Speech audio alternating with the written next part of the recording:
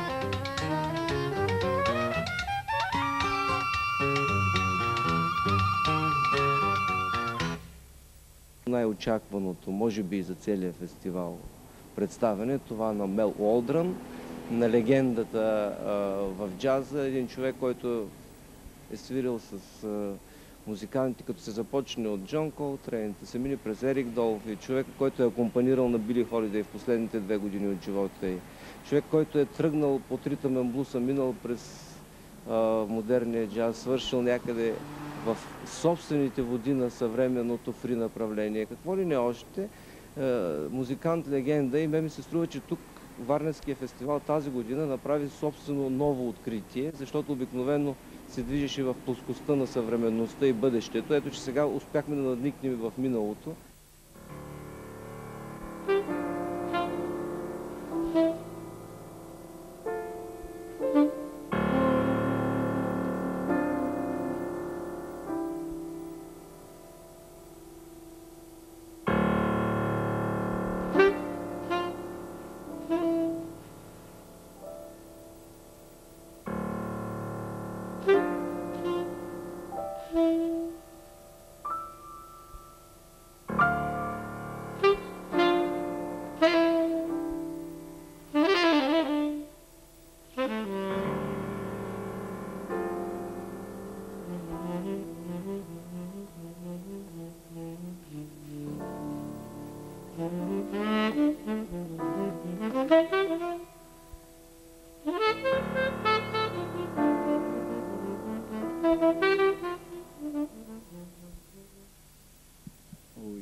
Чувствам се свободен в музиката. Усещам движението чрез нея. Не свиря воден от разума, а от сърцето си. Винаги от сърцето си. Както знаете, музиката е един език и при положение, че притежавате богат речник, можете да разговаряте с всеки музикант. Точно така, както ние в момента разговаряме.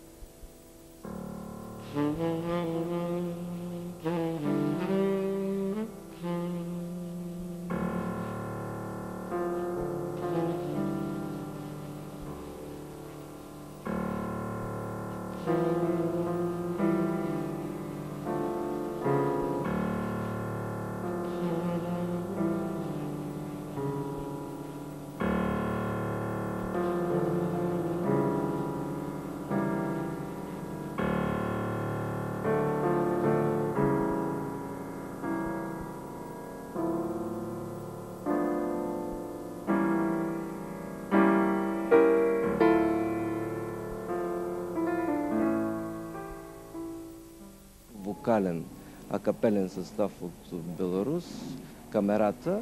Нещо, което не се е случвало до този момент във Варна. Вокалисти са гостували, но подобна група като че ли никога. А доколкото разбирам, подобна група няма като насоченост и в Европа в момента.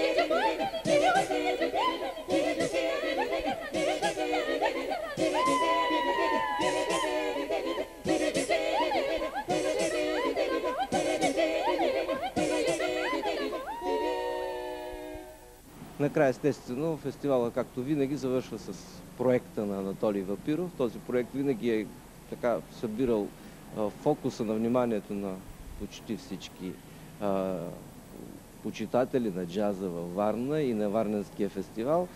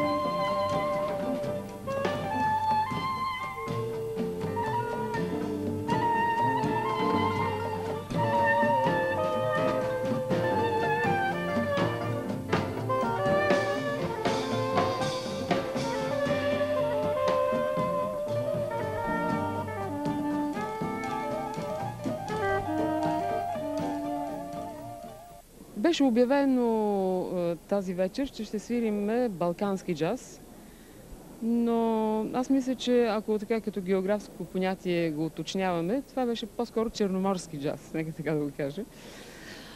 Всъщност за мен музиката няма граници. И това, което тая вечер направихме толкова спонтанно и импровизирано, всъщност на репетицията беше съвсем друго, сега беше съвсем друго, просто защото това е една импровизирана музика, спонтанна.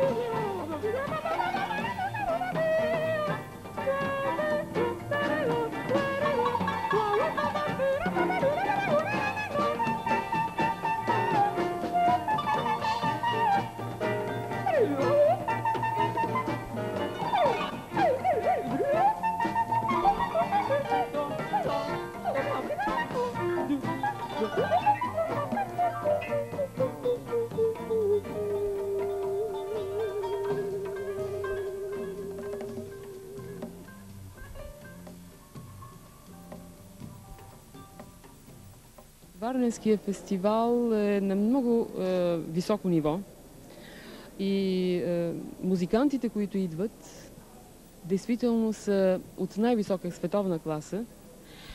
И моето лично желание е да има повече публика.